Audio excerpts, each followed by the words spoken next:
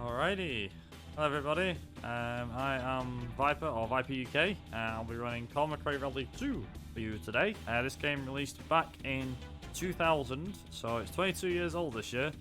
Yeah, came out around 2000 along with the PS1 version of the game, with the Game Boy Advance version releasing in 2002, I think it was, something like that, about 2 years later.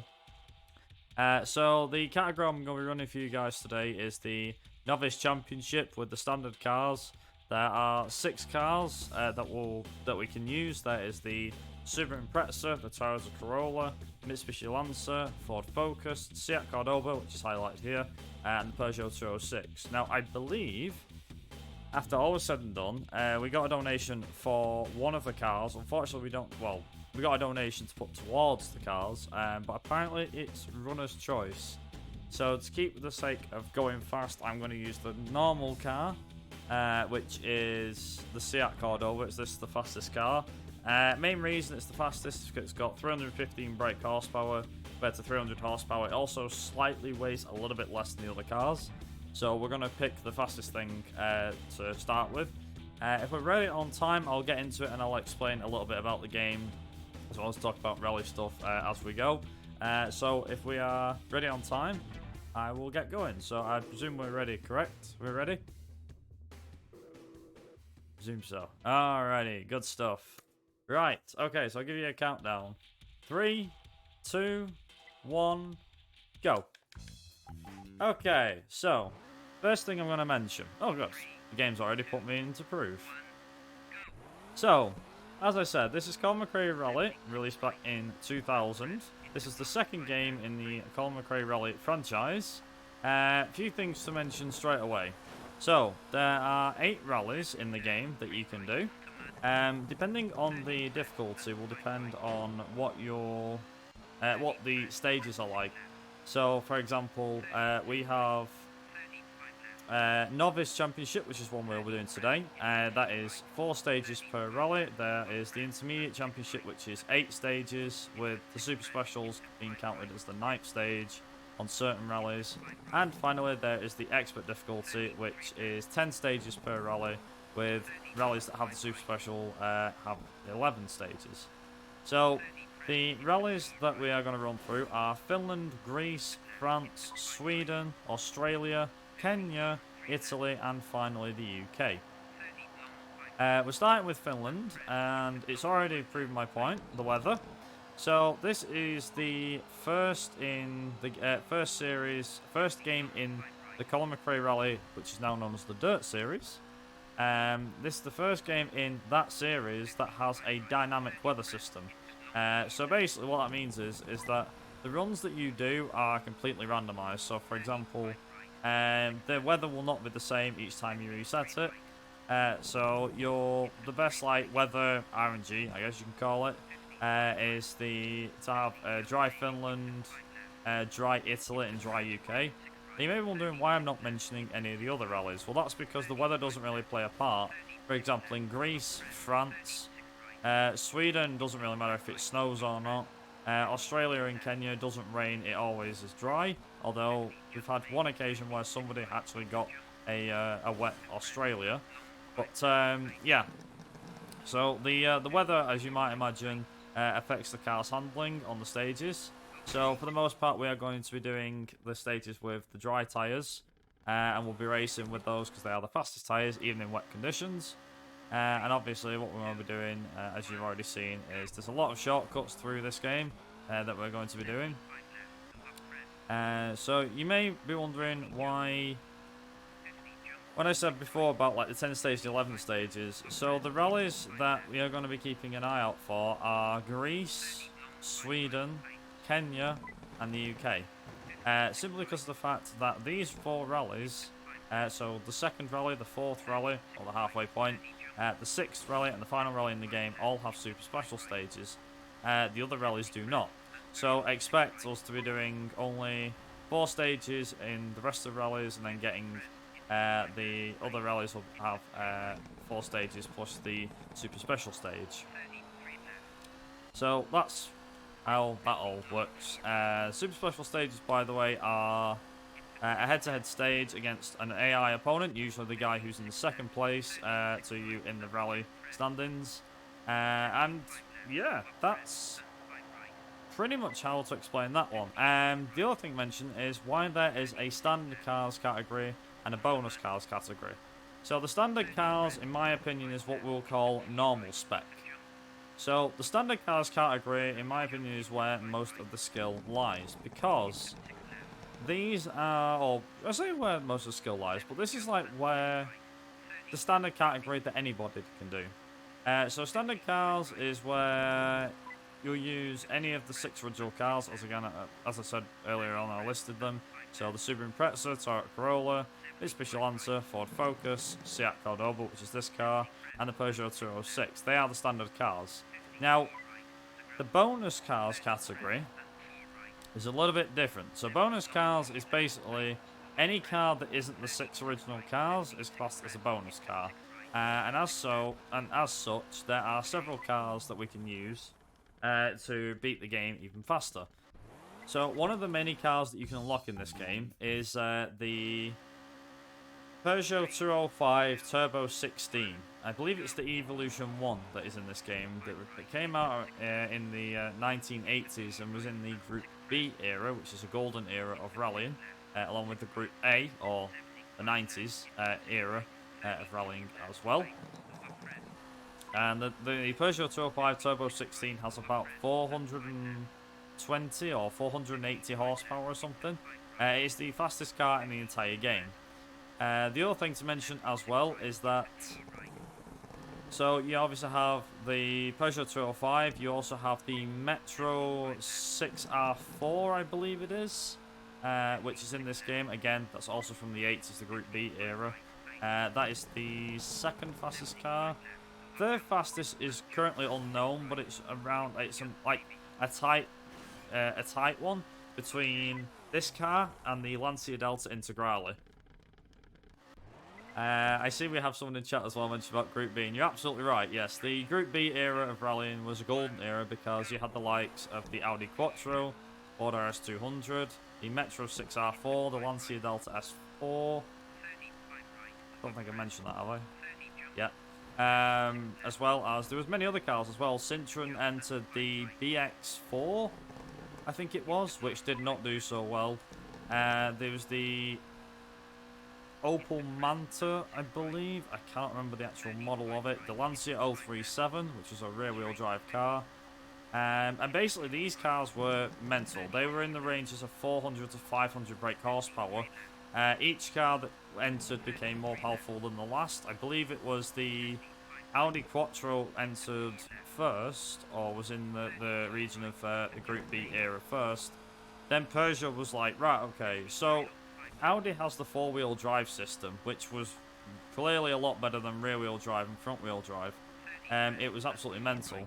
And then Peugeot joined the fray in 1983, I think, or 80. Was it 83 or 82? Might be like just sometime, I think, early 80s. They entered the fray and they had a 4-wheel drive car with more power and was a lot lighter. And then we had the Lancia Delta S4. The Lancia Delta S4 had over 500 horsepower. Again, 4-wheel drive. Was absolutely crazy. The amount of power the turbo was pushing out on the car was absolutely crazy. Yeah,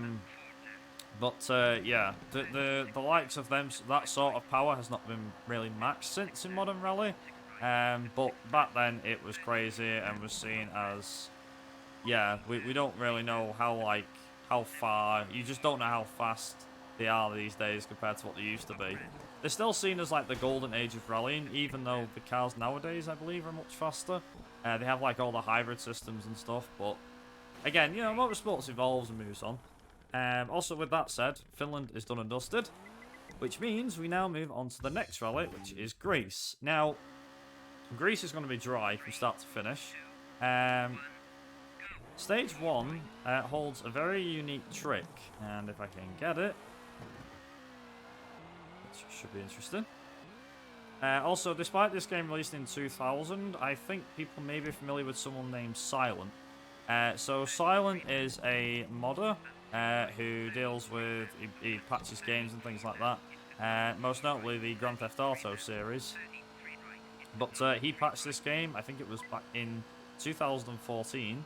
And the game is able to run in full 1080p. Also, for those that don't know where we are right now, so we are outside, we're on the outskirts here. I just need to like get my line up here. I think I can get it. Yep. There we go. So, I forget who it was that found this, but yeah, somebody found that you can just do this. So what we've just done there is we've just jumped a out of bounds thing here. There's been like various members in the community that have found some amazing stuff over the years. Someone by the name of Fairrod came into the community in like the last year and was just messing about with cheats and stuff like that. Found out, hey, there's actually something you can do here outside of the stage. So you may notice here, it's like, oh my god, okay. So they're on like this massive long road here. It's like, wait, where are we? Well, basically, if I cross over here, and I think it's about here. There we go. So that stage normally takes around 2:50, maybe 3 minutes. Yeah, we just did that in under 2 minutes. It's pretty spectacular. There are a couple like that. And there's a lot of interesting little cuts on here. A lot of it will be straightforward, but there's a few here that are just like ridiculously crazy. Yeah, some will be minor, some will be a bit bigger. But yeah, so this Pharaoh guy has come into the community, has found like there's a lot of different cuts. There are a few that I will not use because, in my opinion, there are some that are not marathon friendly. So obviously, when I set the estimate, I set it with less, more marathon friendly strats involved. So, for example, on the very first stage in Finland, there is an interesting little cut that you can do, where you need to drive at speed at a tree, flip the car over, and have it reset and spawn in such a way that it puts you on the other side of the trees and about 10-15 seconds up the road. The world record does use it by Matik, who has beaten this game in 1 hour 16 minutes. My PB, as it stands, is a 1:16:37, I think it is, I believe, or 39, something like that. And up until literally, I think it was probably a couple of months ago, was the world record. Before that, Matik had the record at 1:16:59. Before that was also Matik. The record used to be, like, if we're going to go back years, the world record has actually come down quite significantly. So the earliest world record of this was a 1:40? Something like that. Oops. I do believe I didn't want to go that far. It was like a 1:40, something like that. Yeah, so it was like a 1:40 something. And that was back in 2014? 15, I think, something around there. About 2015 it was. And then, since then, there was someone by the name of Franz, who's in the community, dropped the record to 1:35. And then I dropped the record significantly because I'd been playing the game for quite a fair few years. And I ended up reducing it from 1:35 to 1:27. Then we dropped it into the 1:26s. Then someone by the name of Lucky come about, who has recently come back to the community. But he came back. He was in the community, and there was like a bit of a rivalry between me and him. Not in a bad way, but in a friendly way. He beat the 1:26:58 that I'd set. On, I think it was like Christmas Day in 2017 or 18 or something like that, which was when I was starting to get into running the game. And then, yeah, we've had it come down from a 1:26:58, 1:26:51 by Lucky. Then I did a 1:25:05, and it was first to get sub 1:25. Lucky then brought that down into the 124s. And then came the big game changer. Someone found out, or should we say, Zorkov, one of the members of the community, found out that if you, because we build up such a big gap, we have to do a super special stage at the end of certain rallies. You may remember before I mentioned this. So what we can actually do is we can deliberately disqualify ourselves. This takes about 20 seconds rather than a minute and a bit. Basically, that knocked around nearly 4.5 minutes off the record. And as you can imagine, it was then, right, okay, since we know 124 is doable and this saves about 4 minutes, it's basically first to get sub 120. So I did a Lucky brought it down, it was like 122.05 and so on. And then it came down to a 120.23 or something like that. I did a 120, can't remember what the time was, 35 or something I want to say. Basically, it was slightly off Lucky. And then I eventually got a run altogether. And it brought the record down to a 119.58. I managed to crack a sub 120 by 2 seconds. And up until probably about a year or so after that, the community themselves then started to chip in and bring the times down. So the time was like a early 119. It then dropped to a 118 by Zorkov. He dropped it to a 118.44 when new cuts were found. And then it was like, right. I was like, right, okay, I guess I better try it. So I think it was like New Year's Day. The first run I did, bang. 118.22. Record by 22 seconds, even with like the worst weather. Then it was like, right, okay, we need to like, we need to figure out why, you know, not figure out why, we need to figure out what would be like the best times. It's like, right, 117 is now doable. Then more cuts were found, 116 was doable, and now we're actually looking at the 115 mark.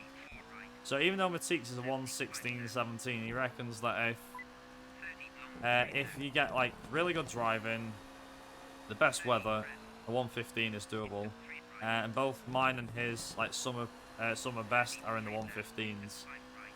So you just have to pray that you can do all the cuts and pull every single great cut off, and you get like the best weather and your driving's really good. If you can pull all that off, a 115 is doable. But as of right now, no one's done it, and it's going to be exciting to see who can do it first. Might not be me, it might not be Matique, it might be somebody else, but it is very, very interesting. I just want to quickly mention it as well. I do apologise to anyone about the sky flickering a lot. I apologise, that will put you off a lot.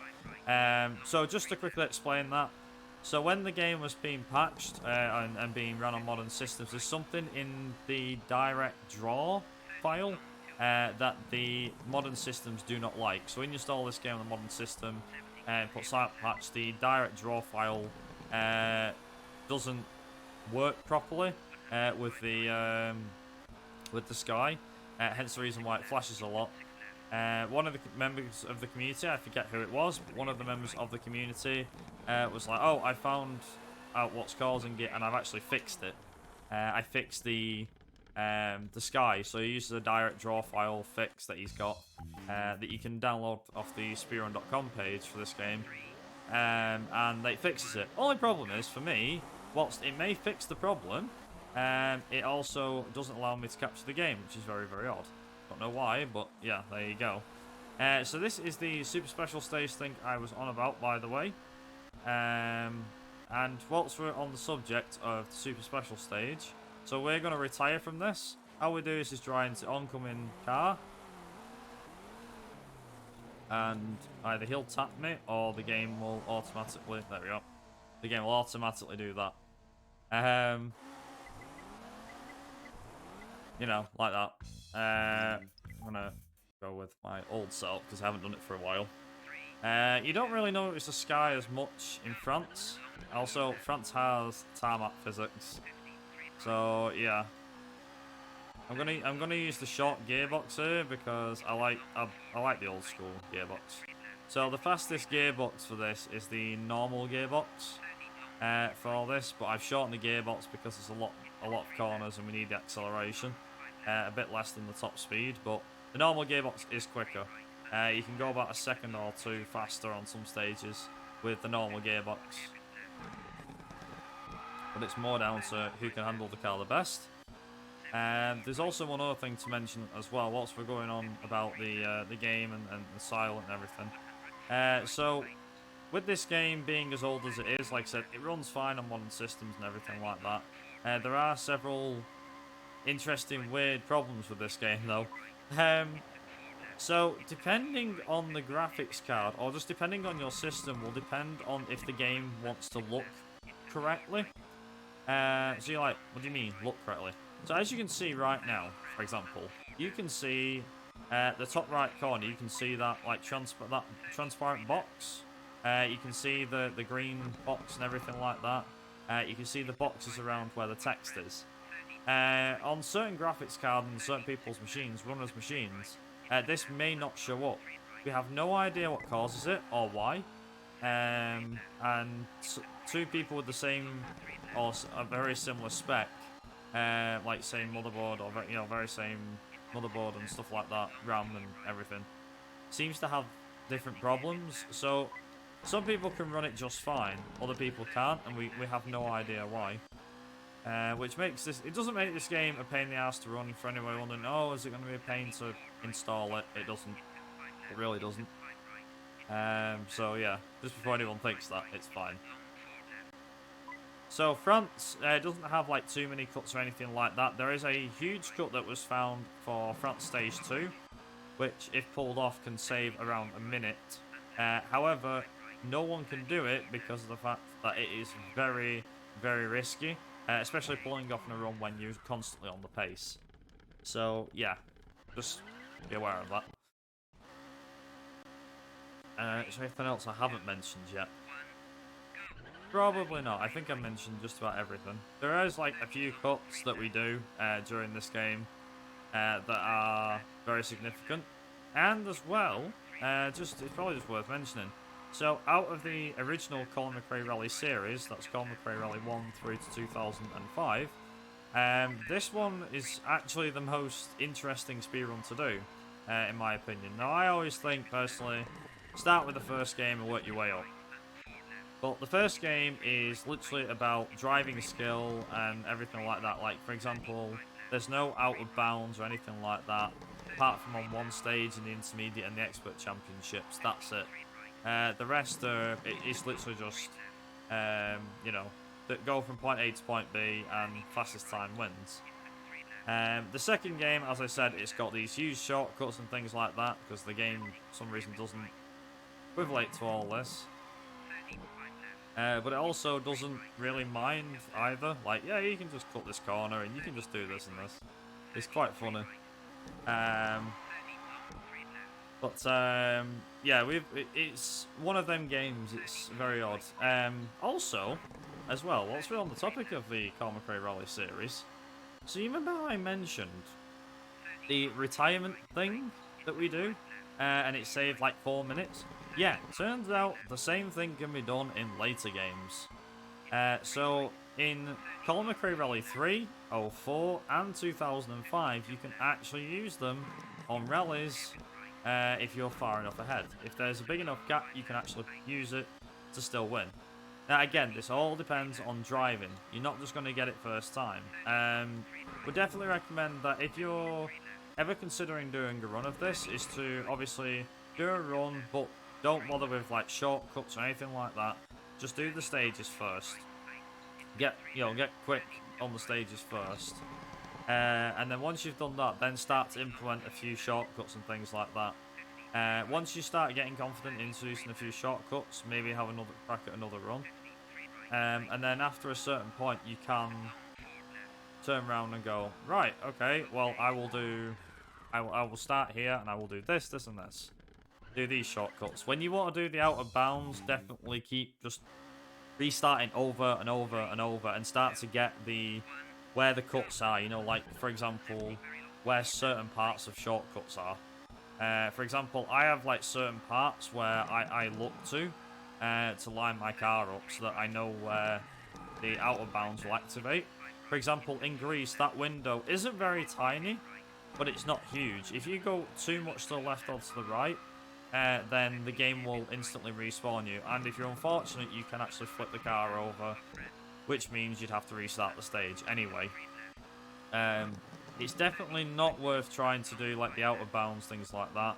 It is also the same thing, and as stupid as it's going to sound, it is also worth not doing the retirement things on the super special stages. The reason I know this is, for me, I'm fine doing it. I've played the game enough and I'm fast enough to do it. But that's not the only thing. It's not just, oh, okay, so you have to be fast to do it. No, that's not it.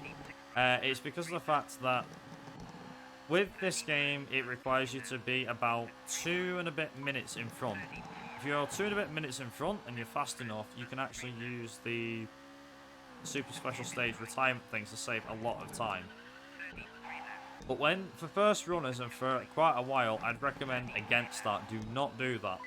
Just do the stages as you normally would. Don't try and retire them or try and skip them or be clever, because believe me, it doesn't work. I've seen countless runners who have got times on the balls now that during, like, for example, if we do a community race, which we haven't done one for a while, but if we do a community race, they will literally turn around and go, oh, I can't finish the run now because I've not got the retirement thing in Kenya. And it's like, you know, unless you're feeling confident or you're definitely sure, like you're 100% sure or 110% sure even, then obviously then go for it. But until then, just basically what I'm saying is ease yourself into it. Don't go absolutely mental. The big time gain, which will go without saying, is to use manual gears, which is what I use for most racing games I play. Automatic is a good beginner step. So for example, when you're first running it, automatic gears is fine. Obviously just learning the stages. If you want to start learning the stages in manual from the get-go, again, that is completely optional, but I would highly recommend learning the stages with manual before taking on shortcuts and things like that. Also, that was a gold split without me realizing, so yeah, that's pretty satisfying. Also, it's worth mentioning here, so France is my favourite rally in the game, genuinely because of the tarmac physics. I just love the stages. The stages get more, as you might imagine, the stages get way more difficult as we go through this game. But yeah, France for me is very quick and quite satisfying. There is actually something that I'll mention when we get to Italy, but I can mention it ahead of time. So there used to be online championships, I believe, for this game. And there was a competition, which was who could beat the expert rally. So that's 10 stages of tarmac, with some of the worst stages in the game, like, as in, there's so many, like, corners and things like that. You'll see when we get to Italy just how bad it is. And yeah, the times that the players were doing was pretty crazy. As a speedrunner, our times can actually match theirs, because we can get, like, you know, do certain bits and things to make the stages faster. But these guys were like another level. Not only that, is that in Italy there are several stage records that I have seen in this car, and also in the Peugeot 205, which, as I mentioned before, is the fastest car in the game, with no brakes. As in, they are doing these stages by using only engine braking, and it is crazy to watch. Absolutely crazy. I genuinely wish I could do some of the stages with no brakes, but I have never been able to do it. I've tried... Actually, no. To tell a lie, I've managed to do it, never in a speed run, but I have done, I think, Italy stage 1 with no brakes, and it was the most terrifying thing ever. Long story short, with no brakes and using engine braking, taking corners a bit faster than you normally would like is not fun, and puts you way more to, you know, it makes it way more intense, I'd say. So I can do this here, this little shortcut that saves about 3 seconds. So I'm intrigued to see, like, what sort of a time I can pull off here. Doesn't really rain on France, so again, you'd be fine. There we go. Nice.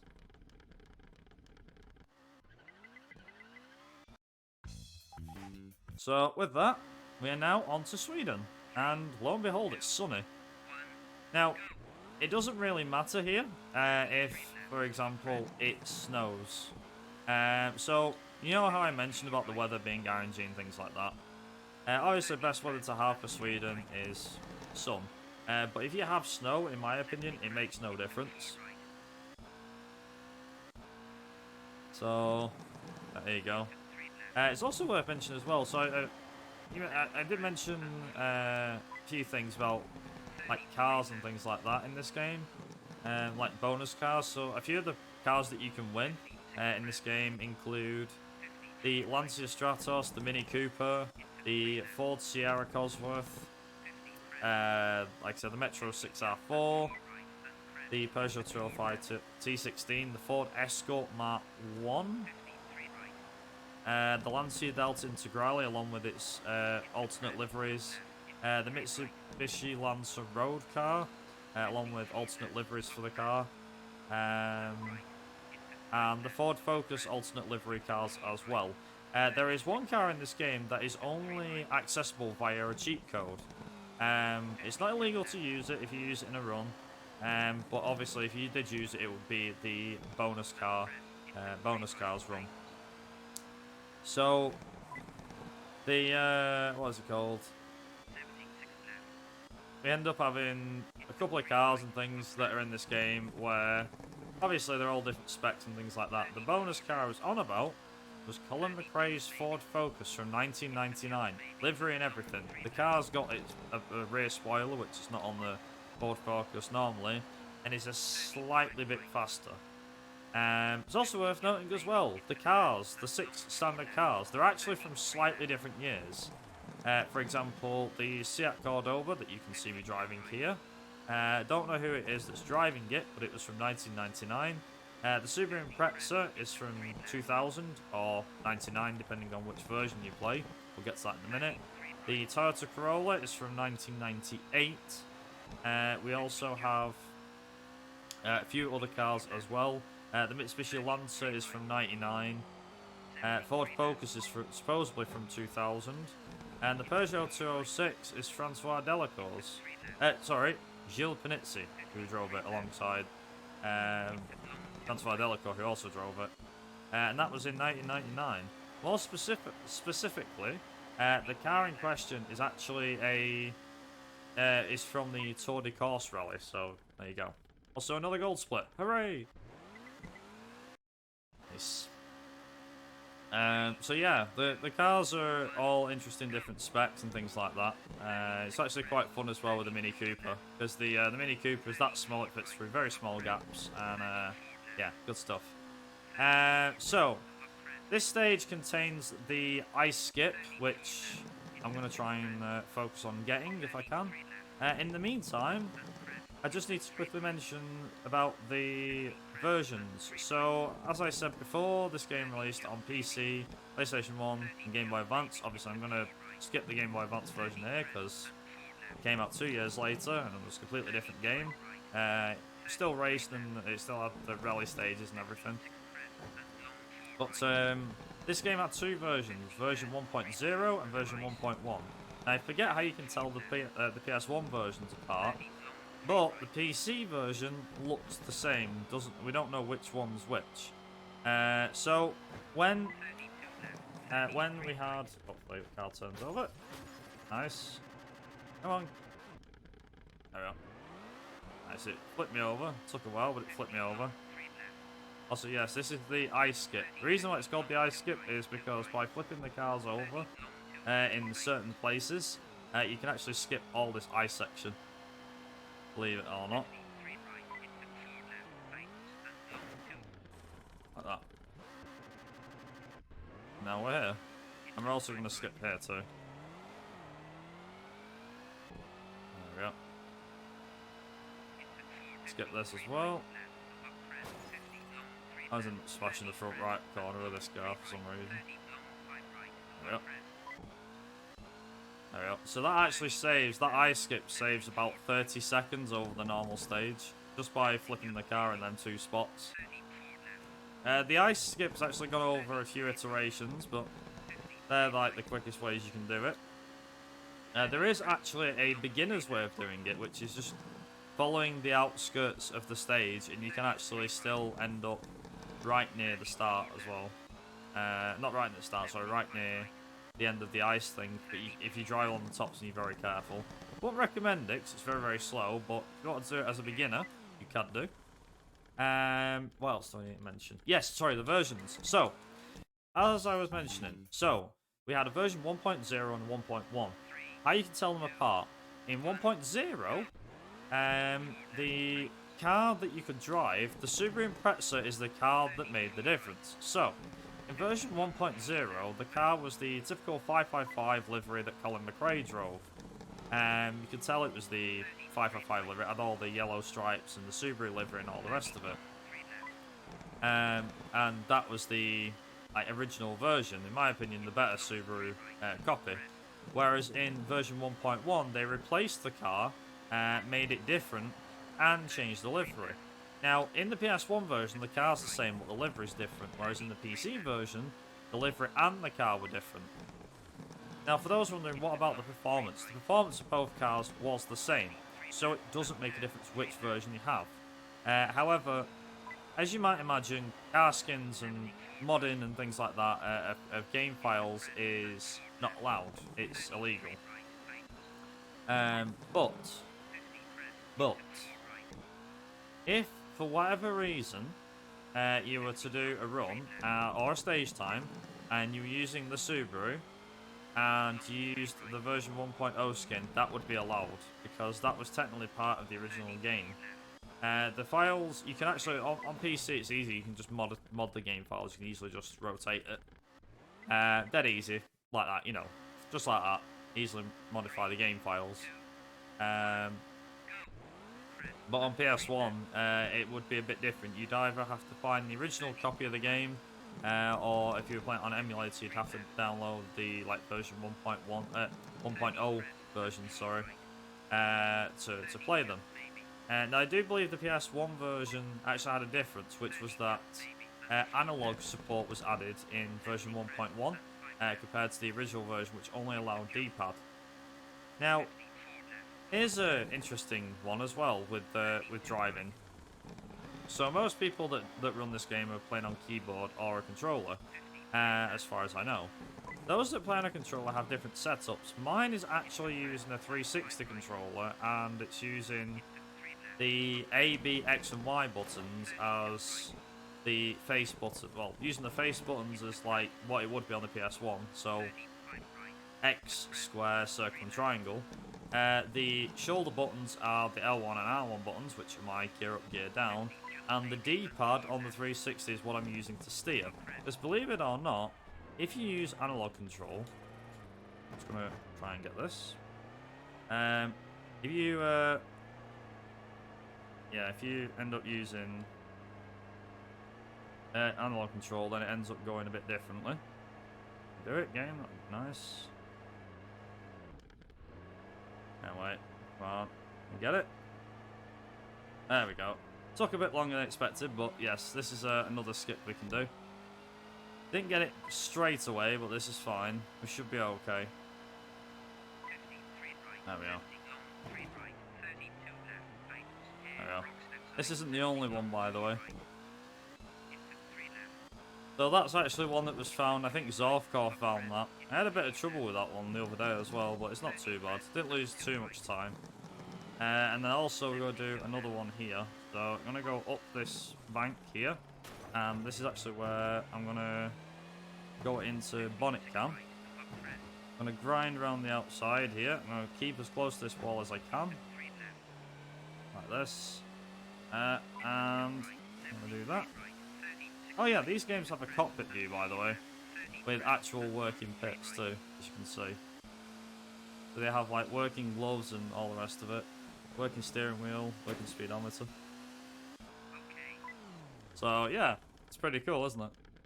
2000 and it looks this good. And just for those that are going, well, what about the PS1 version? Yeah, the PS1 version had the same, don't worry. So we're going up against Colin McRae here. it's fine. We're going to get disqualified again. The other thing I would like to mention as well is... So, in the Super Special stages, now this is actually limited to PC only. This is not limited to the PS1. So the controls have a slight delay if you're using manual gears. So just be aware, there is an issue which we still can't figure out. So when you're shifting up and down a gear, also just casually goes through me, nice. So when you're shifting up and down a gear in this game, in every stage normally, the game it instantly registers the game. It instantly registers the change up and change down inputs, and will change the car's input up and down. But for some reason on the Super Special stages, that has a delay, which is the reason that sometimes the car will rev for about a second or two rather than go into the next gear like I want it to. Bear in mind, I'm pressing the button to change it up a gear, and it just doesn't want to do it. So, make of that what you will. The main rally on here that I'm actually keeping an eye out for is Kenya. So Australia doesn't have too much in it, other than a load of trees, and it's a gravel rally, same as Kenya. Kenya's more about top speed and things like that. But yeah, for Australia, it's literally just gravel roads and things like that. There's barely any shortcuts. You will see me do a few little ones here and there through trees and things like that. There's one there that'll save you about half a second, maybe a second. But I don't do it because you have to like keep going at speed through the trees, which I'm not risking, thank you very much. But yeah, if the host has anything they'd like to say regarding the charity or donations or anything like that, then feel free to go right ahead.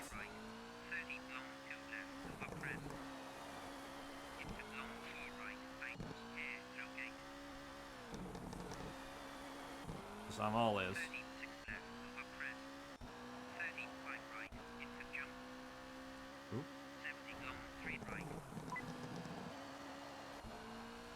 Also, I will agree with the Oscari, I think it is, in chat.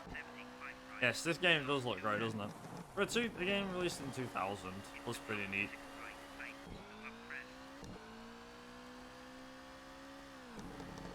I think the host has motion sickness. all this rallying about, all this slashing from side to side. I bet he's there hanging on like, slow down! I'm like, sorry. It's like, please slow down, please. Like, okay, we'll get out here. I'm all good.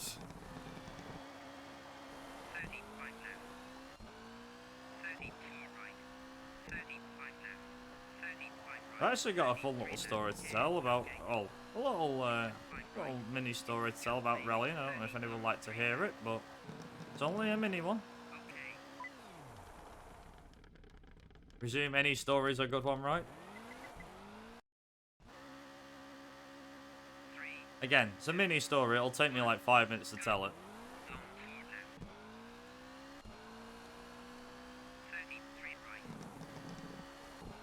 So, when was it? When I think it was when I was 22, I think. 22, because I'm 25 now, so I think it was 2 years ago. It was just after COVID was settling down. So, near the end of 2020, I think it was. Something like that. Love stories? Great stuff. So, basically, I think it was 2 years ago in about October. I was due to go on a rally experience for my birthday back in February of 2020. Obviously, COVID happened, so that got postponed back to October. So in October, I got a rally experience. Well, I got it for my birthday, which is in February, but couldn't use it till October. Anyway, so Silverstone is a British racing circuit. It's located in Towcester, just off the A34, I believe it is, or is it A43? A43, going down south towards like London and things like that. It's in Buckinghamshire. It hosts the British Grand Prix every year. Anyway, so just on the outskirts, or just opposite the circuit, there is Silverstone Rallying School, or Silverstone Rally School. And you're able to do a rally experience Now, the rally experience was teaching you, like, how to do, you know, not handbrake turns, but, like, how to power slide a car, how to throw it into a corner at speed, and things like that. And you got, like, either a half day or a full day. So we had a full day's experience, and the morning session was to basically be taught how to handle the car. The car in question was a 1995 or 96 Subaru Impreza, very similar to that Colin McRae drove, but it was the WRX STI model, I believe. It was a great little car, and there was a few of them. Yeah, so obviously it was like, why not? You know, I'll do some rallying and stuff in that as part of the course. Anyway, after the morning session was finished, it was like, right, we're now going to push you a bit harder, and we're going to try and make you go a bit quicker and get you a bit more confident at speed. So there's this one particular route that we were doing, and this is where the story takes a turn for the worst. So I was coming around this same corner, and I kept sliding out a bit wide. And he said, if you take it at more speed and turn in more, you'll actually be able to take the corner faster than you think. For me thinking, how the hell does that work? So obviously, he's like, go on quicker, and I'm like, no, quicker. He's like, go on quicker. So he made me go a bit faster, turned into the corner, immediately had a snap of oversteer, caught it, then started sliding, couldn't catch it in time, and ended up going up what was like a hill, like a lump at the side of the track. Where the track was, they had like these, you know, big like hill bits. So I ended up ramming up this hill, only a little hill, but I ended up ramming up this hill, and I ends up like mounting this little like muddy hill thing, this crest we'll call it, if we're using rally terms, and the car was mounted in the air, and we actually couldn't reverse the car off because the wheels were off the ground. It was like balanced at the back where it just couldn't get off. It was like, oops. So yeah, I accidentally did that, and then what ended up happening was, it was like, right, what you're now gonna do towards the end of the session, this was like towards the very end of the session, we swapped the cars out, the car came back, there was not much damage, but they left it to one side to investigate it later on. What ended up happening was, it was like, right, okay, we're now going to do a rally stage with you. Obviously, me being doing speed runs and all the rest, I was like, oh my god, yes, I cannot wait to friggin' do this. So obviously, he's there reading out rally notes and stuff, you know, left 6 into right 5, and I'm like, oh my god, this is so amazing. It's like a dream come true. And then after that, it was like, right, he said, right, okay, out you get. And obviously I had to go and stand for the rest of the group, and we all went up like one by one doing it. At the end of it all, he said, right, he said, you've all got you're all gonna get a fast lap now. What it's like to be the co-driver. So I was like, do we have to read out the things? He's like, nope, just sit in it and enjoy it. So I sat in the passenger seat, getting with the instructor, and he's there ragging this old Subaru about, like, proper flinging it into corners and proper getting it sideways and power sliding. It was such an amazing experience. I've heard there's better ones than that, so I would like to do it again, but somewhere else that's better. Because it wasn't the best in the world, but for an experience, it was certainly like, this was just amazing. So yeah, it was so cool. But yeah, the experiences don't cost like several £100s either. I think the experience was for a half day, it's like £75 or something. For a full day, it's about 180 or 160 or something. But yeah, it's so good. Very enjoyable experience for damn sure. Would definitely recommend it. But yeah, it was just, yeah, unbelievable.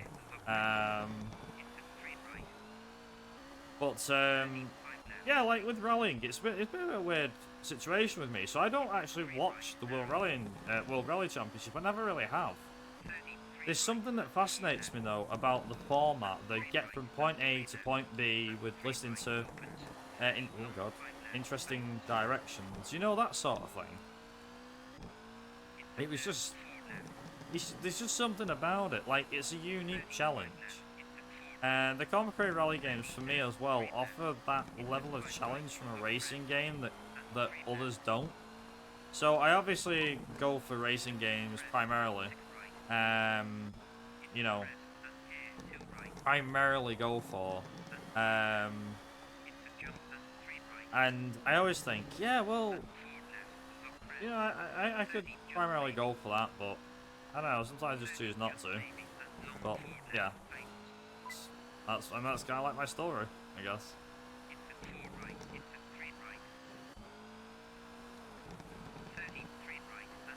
It's a bit of a weird one. Like I said, I don't really watch the WRC or anything like that, but Colin McRae is like, and still is, my idol. Things like that, and you know, I've got like models of his cars and things like that. I love playing the games, and for me, I feel like compared to other racing games, this has skill. Now, don't get me wrong, right? There are other racing games out there that have skill as well. It's not what I'm saying. What I'm saying is, obviously, every racing game is different, but I feel like with this has a unique format. So you never know. Also, with that being said, we've finished Australia, and now we move on to Kenya. So, Kenya involves a gearbox change. So what we do here is we change the gearbox from normal to longer. We change it from a normal gearbox to a longer gearbox. This allows us for a higher top speed, and there's a reason for that. So as you'll see in a minute, or round about there anyway, that there is a hell of a lot of straights. There's going to be a lot of bumps and things like that, but the top speed is going to be very useful.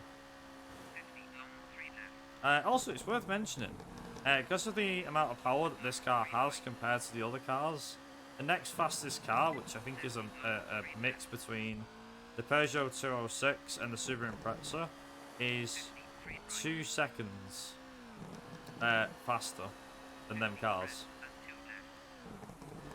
I actually did a run with the Subaru the other night. I didn't quite finish it because it just went from like from bad to worse. But yeah, the Subaru can probably do like the best run I've ever done. The Subaru I think was like a 118 something, whereas the Seat has done did the world record and has always done the world record. There's not actually been a record that hasn't been done without the Seat. This is the thing, like there are people that have done runs in the Subaru and stuff, but yeah, it's just a very very interesting time.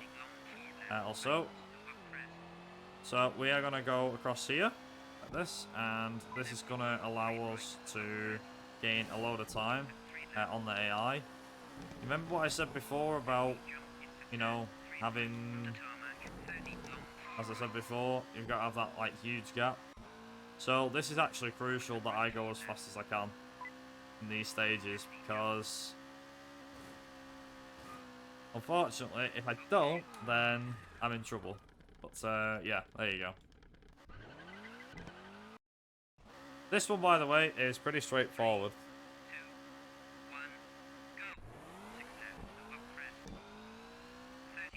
So this one, I'm not even kidding, like about 80%, I want to say 80% of this stage is flat out. Now, the last time I tried doing something like this, it was it didn't go so well. Let's find out if I can do it.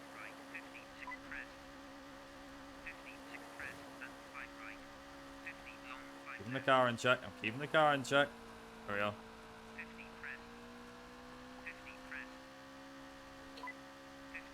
Don't care about the lid. It's on the lid. The lid can go.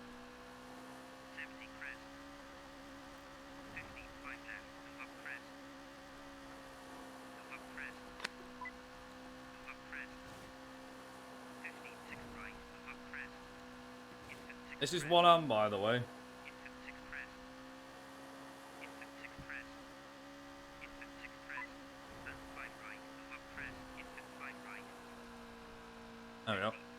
And we're back to 2 hands again.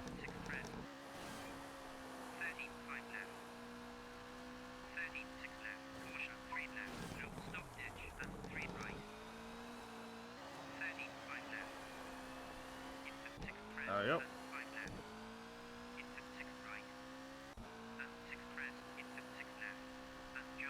I probably didn't lose too much time doing that either.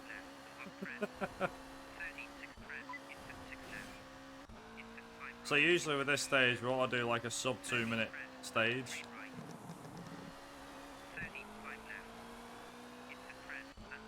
I'm hoping we can. We should be able to. There we go. I know I can just do that. There we go. There we go. 3, 2, 1, go.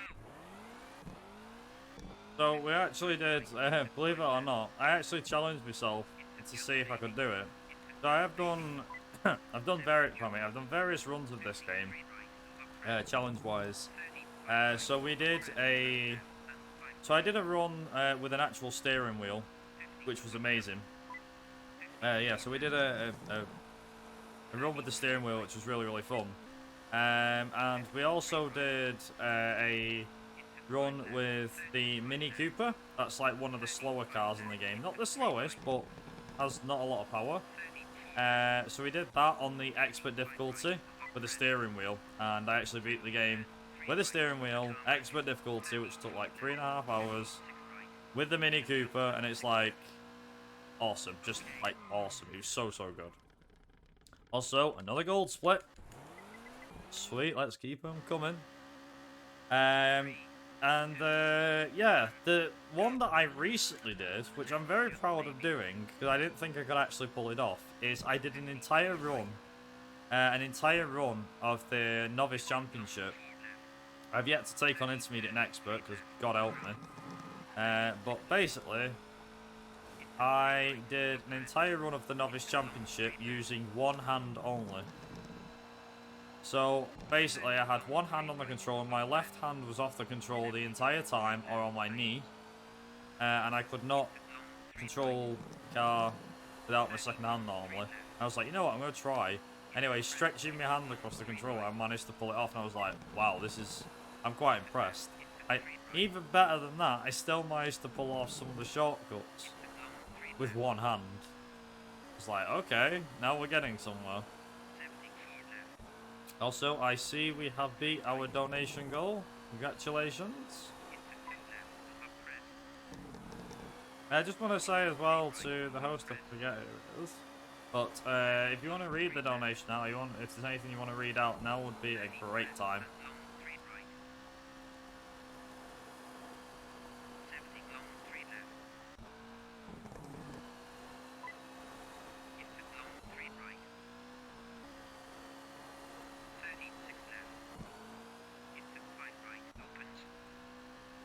Have the best setup. Okay. I just think like this is like any time usually in this run's a great time. Like there's a lot of downtime. Like I'm literally just rallying. One of the best comments I've ever had on a run that I've done was came for the run, stayed for the information. Oh sorry, no. Came for the run, stayed for the trivia. Outright. I didn't do this exact run, but I did a run for ESA. About 2 years ago, and yeah, fair to say people liked it. Fair few people liked it. Just casually doing 140 miles an hour, and I was there like talking about like the Group B rallying era and all the rest of it. Yep. Come on. Yep.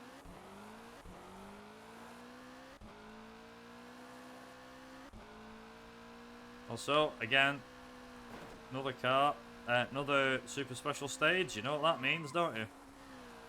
It means another retirement. Now, sometimes the car can go through you, so I do try and like slow down enough. There we go, like that. Oh, it's a Subaru. Nice. Awesome. Oh, come on, come on. Right, Italy. What are you gonna give me? Rain. Okay, right. This changes the game a little bit.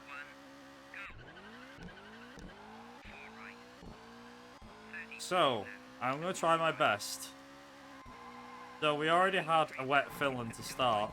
Wet Italy is actually the worst. If you get a wet UK, you just deal with it. It's not too bad. But Italy is pretty bad when it's wet. So, I'm going to have to take... The thing is, the difference between a wet Italy and a dry Italy is around 20 seconds. The UK gets worse. It's about 30 to 40 seconds, something like that. So Italy, this is the rally that I mentioned where people have done runs of these stages. Well, not run, well, yeah, stage laps, stage times, and all the rest of it. They've done them with no brakes. I don't think they've ever done them in the wet though. I think it was dry and it was in time trial mode. But yeah, there's a lot of corners. Expect a lot of like and ahhing during Italy. The UK is a lot more fun, I promise. Italy is quite bad. So I actually say that for me... Oops. Change that to neutral there. Didn't mean to do that. So for me, France and Italy. France is tarmac heaven. And Italy for me is tarmac hell. And for those that aren't aware as well, or don't watch rallying, I know I don't, but even I've done my history on this. So Italy is usually known as Rally San Remo. The French rally, or France rally, whichever you want to call it, is known as Tour de Corse, or the Corsica rally. The UK is used to be the RAC, Network QRAC, or Rally GB, as it's usually called. Sweden is just Rally Sweden. Monte Carlo is literally Rally Monte Carlo. Australia is Rally Australia. Kenya is the Safari Rally. What else? Greece is known as the Acropolis Rally. And Finland is known as Rally Finland. So a lot of them are just like, yeah, a lot of them are just like Rally this, Rally that, but some have like very good names. Like I said, Rally San Remo. I don't know what they run nowadays. I think they still rally in Japan, I believe. Portugal, Argentina, I think, is still on the calendar. A lot of rallies have come and gone over the years. I think they used to actually raced in, is it Estonia or something at one point? I don't know. I don't know what the rally championship is nowadays for the calendar, but yeah, they've raced a lot over the years. They've raced in Indonesia, New Zealand, like I said, the Safari Rally, Kenya, you know. Raced a fair few countries. There's no Arctic Rally, that gets its own event. That's just like its own standalone event, I believe, the Arctic Rally. And it's not done in a rally car either, as far as I remember. I think it's done in like, you know, big trucks and stuff like that. I don't know if, actually, I don't even know if that's still going. Also, I will just say for the record, I can't go nearly as fast as I think I can. I keep forgetting about this. It's wet, so the car's braking distances, for those that don't know, in case you don't drive, by the way, in the wet, the braking distances are doubled. And when you're on snow and ice, it's 10 times the normal braking distance. In the game, though, going off game physics, the car will tend to slide a lot more around corners and will also brake, like skid, a lot more as well. Also, I have absolutely no idea, Chotu. Your guess is as good as mine. I cannot remember. Has been a while since I've done like my history. If it is, then it is.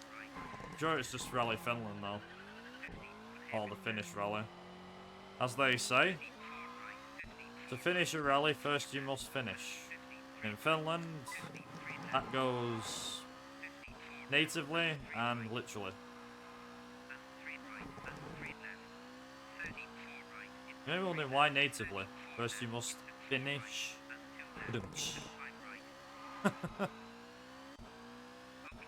And it's apparently drying up for stages 3 and 4. That can only be good if that's the case. Yeah, it is. Yes. You may notice as well that I don't repair the car. I could wreck this car and I don't repair it once. But yeah, there's a reason for that. So the quickest way to get through the rallies, or quickest way to get through the Colin McRae games, is actually not to repair your car. Would highly recommend though, again, going back to the, if you're running this for the first time, definitely worth repairing your car. After a bit, you'll start to crash less and not wreck the car as much, apart from when it's absolutely necessary, as you'll see. Because yes, believe it or not, wrecking the car is necessary on one part of the in the UK at one point. I'll hopefully be able to show that off, and hopefully it'll pay off. If it doesn't, it's all right. We have backup plans.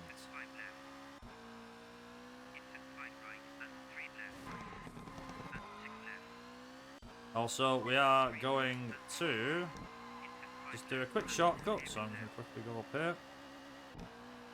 Like this. Believe it or not, that saves about 2 seconds. If that. 1.5 seconds, 2 seconds. But it's worth it.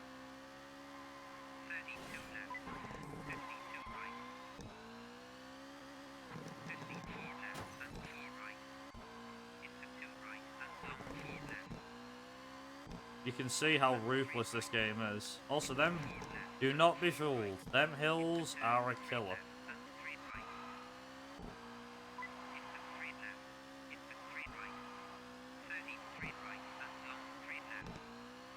The gearbox will probably be wrecked after this. To think we've got one more stage after this as well. It's like, oh my god.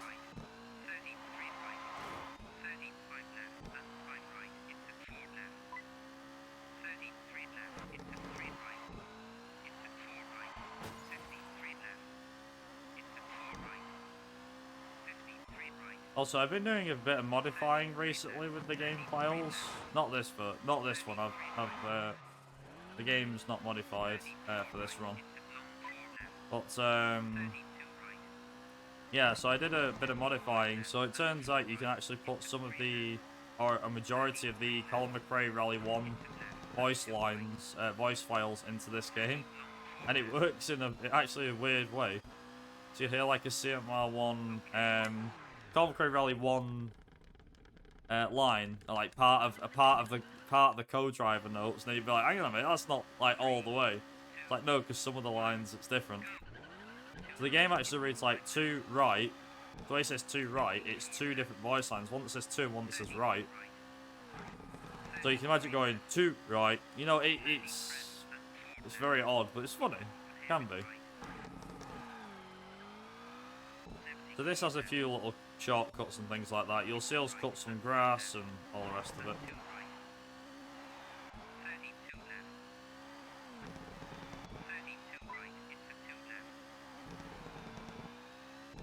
Stage 4 is a bit odd because it's, for half of it, you are like taking a shortcut and things, as you'll see in a minute.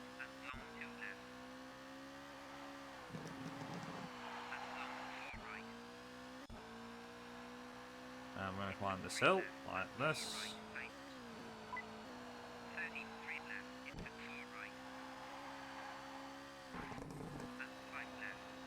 Well, and across the hills. This is actually quicker than doing the stage normally, by the way, yes.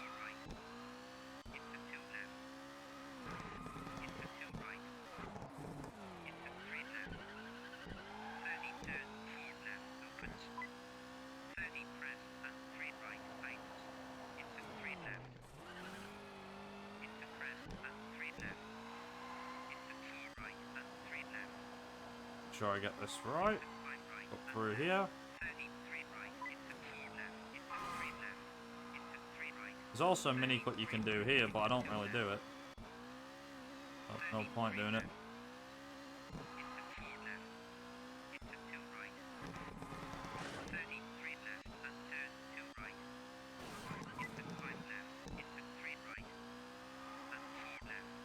There we are.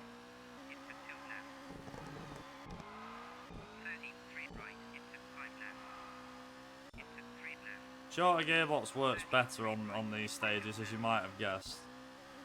50, straight right. 30, one hairpin left. 50, one hairpin right. Down here, through here, like that. That cuts like most of that checkpoint out. Pretty much. Into 5 right, into 4 left. 70, straight right, into 3 right. 70, 4 right, and 3 left. Okay. There we go. Nice. Right, with that is Italy done and dusted. We now move on to the UK. Now, even if you get this far with a clean 3, Finland and Italy, 1. dry Finland and Italy, if you get to the UK and the weather's like this, you consider yourself extremely lucky. But it has to be like this all the way through. And this, I mean, it's ironic. We get rid of the bad RNG to have the good RNG at the end. I think this is a good sacrifice. I think that's a good sacrifice. I can gain 30 seconds back on the UK here. I mean, if it's dry all the way, that is. Also, dry in the UK.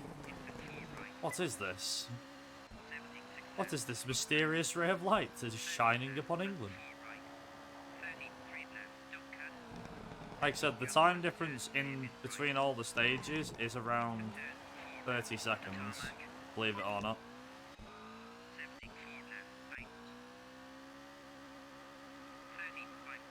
There we go.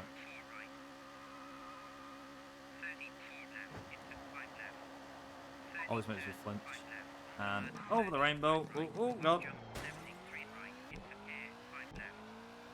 I like how I said over the rainbow then. That actually was trying to put my mind at ease, that's why. I'm always tedious with that jump.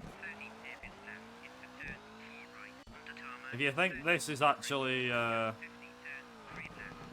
if you think this is busted, like, as in if you think this is broken, just watch. You ain't seen nothing till we get to the 4th stage, believe me. Trust me when I say that. Oh yeah, here's a interesting little statistic for you all.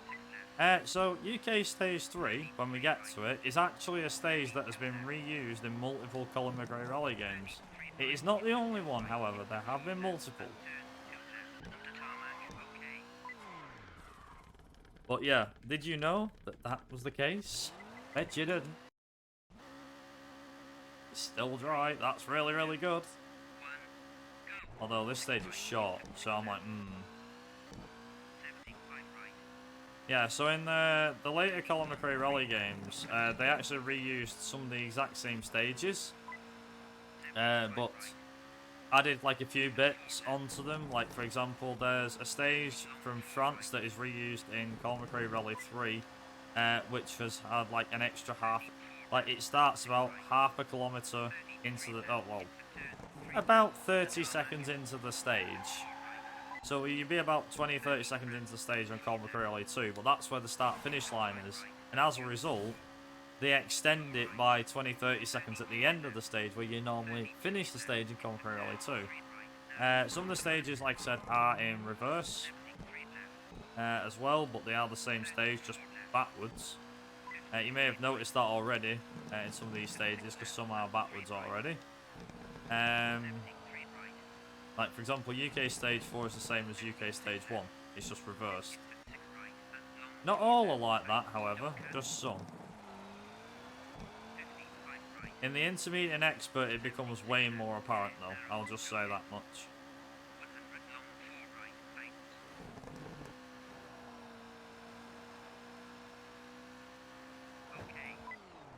There we go. Cool. Okay.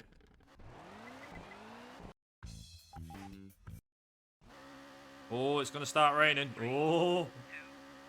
Okay, this is a good and a bad thing. So, that graphical bug there is actually a blessing in disguise. So, in this game, as I said before, you have a dynamic weather system. If the screen shows grey like that, that actually signifies, as I've found out through just looking into it, into research, is that signifies that there is going to be a weather change happening on this stage. So it's going to be dry, but I'm about I don't know, 40 seconds when we get to like the third checkpoint, or in a minute, it's going to start raining.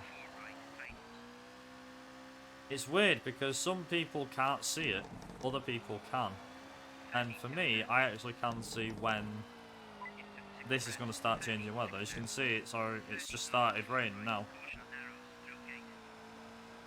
So we're not going to have a completely dry UK. That's not a problem. I can work with a wet UK at the end. That's fine. Might actually still lose 30 seconds overall, but doesn't really matter.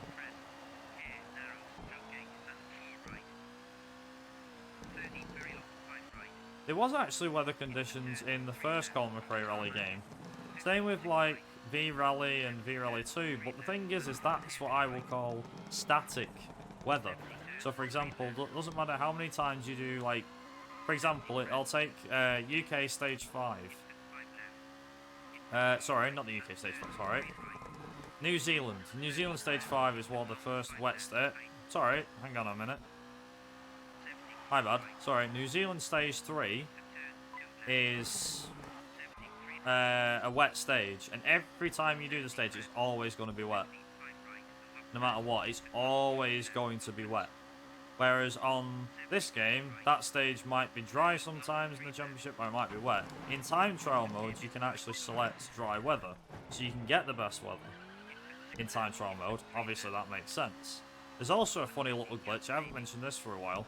There's a funny glitch you can do on the PS1 and I believe on PC, where you can make it snow in Greece.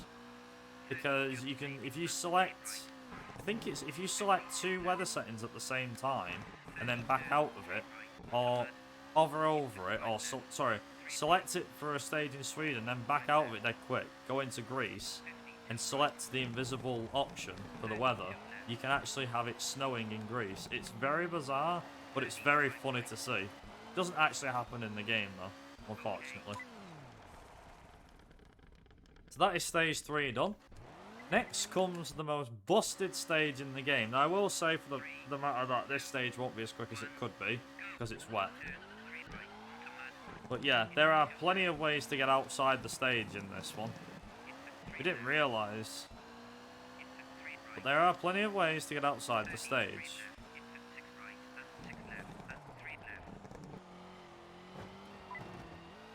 So you can go through there like that. Actually, you know what I'm going to do? I'm going to take the... I'm going to do a bit of an easy way. I'm going to take a bit of a sensible decision there. So there's a gap here that this car will fit through. Turns out, yeah, you can fit through that gap there. Now if we go over here, like this, and then we get all the way... Oops, or not. Game doesn't want to let me do that today. It's like, nope, I'm not doing it. Take 2. Let's try that again. I didn't launch enough. Let's try that again.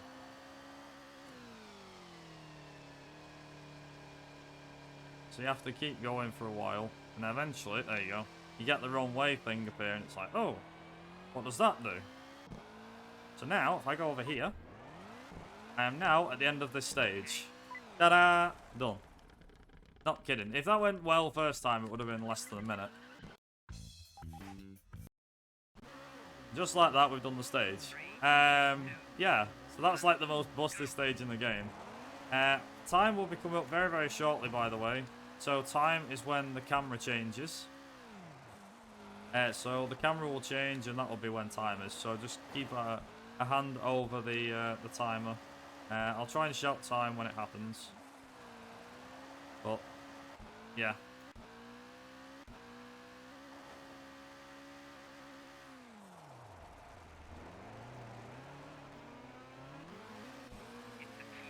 Time! There we go.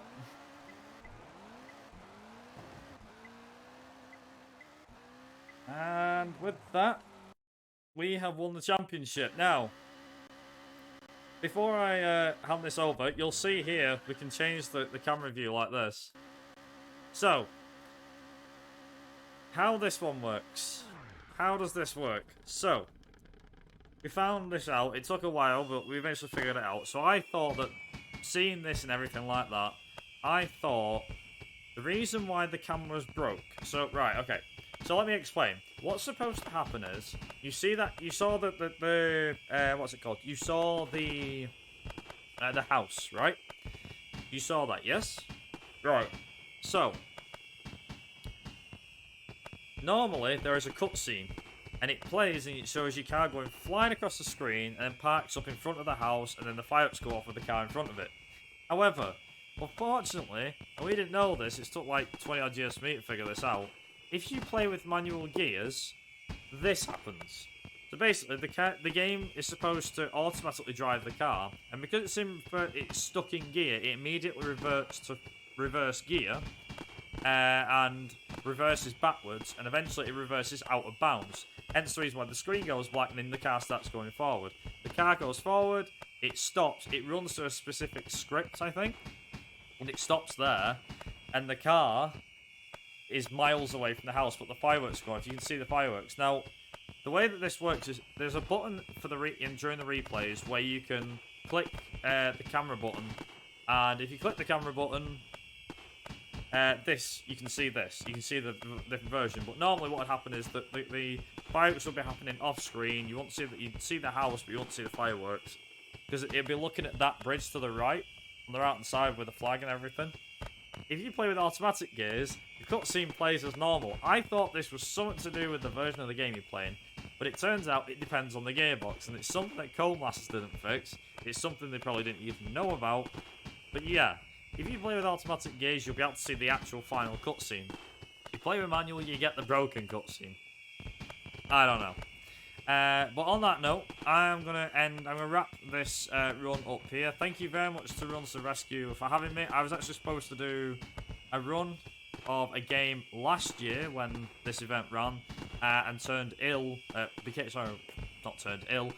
ill, literally like 2 days before or a day before the event, or a couple of days before the event. So I wasn't able to make it. So I'm glad that I was actually able to make the event. This time around, I'm very happy that they were able to accept a run, whether it was this one or any of the other ones I submitted. So thank you very much to Runs to Rescue. I'm very happy I managed to run this. Speaking of being happy I managed to run stuff and whatnot, I believe the host has a few things they'd like to say. So I'm going to put the trophies up, and I'll hand it back over to the host. If they are there. Yep, sorry, I'm here. Yep. Yeah, I just had kind of a weird setup, and as I've said, I'm kind of tired, so I was like, I'll just let you handle things for a while, and then I can say what I need to say after. Are you good to just go ahead and go to the intermission, or would you like to say anything else before we head over? Well, just a few final words, which is thank you to everyone who's tuned in and watched this run. It's been very much appreciated. I'd like to give a few big mentions. First one to my awesome community who has been supporting me for the last few years. We recently hit 1,000 followers on my channel, and that's a pretty amazing thing to happen for me. The second thing is the Colin McRae Rally Discord. They all know who they are. They're a fantastic group of people. The runners who run this game are unbelievable and do a fantastic job. And last but not least, a big thank you goes out again to Runs to the Rescue for having me. I'm glad I was able to put on a great show for you guys, and yeah, all in all, went down very, very well. So that's about it. But yeah, thank you very much for having me, and yeah, it was good. Thank you.